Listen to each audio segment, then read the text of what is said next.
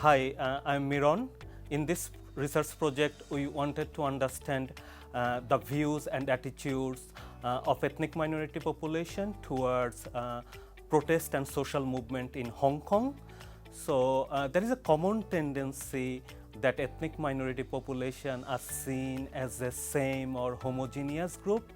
But as such, there is much diversity within the ethnic minority population. Our research found multiple views among ethnic minorities towards protest and social movement, and these views actually range from support to rejection. In many cases, the younger generation, they actually showed very supportive attitude towards the protest. In many cases, many of them actually are born and had education in Hong Kong, so they demonstrated higher sense of belonging to the society.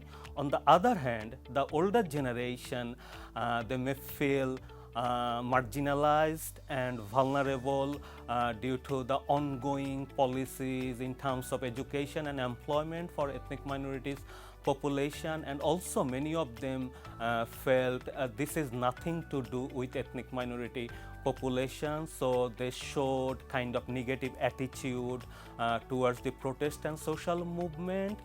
We engage with policymakers by providing recommendation in the project report. So for example, one of the recommendations we provided to carry out one audit to determine distinctive characteristics of ethnic minority groups and communities.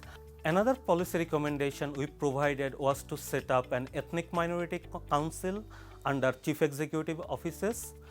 In this council, the representative from every ethnic minority groups and communities needs to be included so that their diversity can be addressed.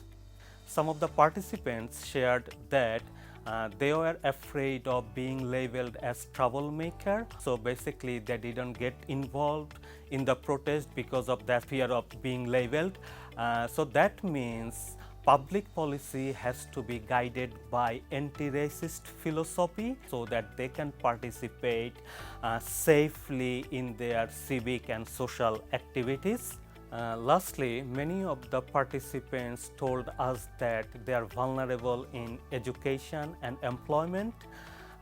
Therefore, public policy should be focusing on education and employment to break intergenerational poverty.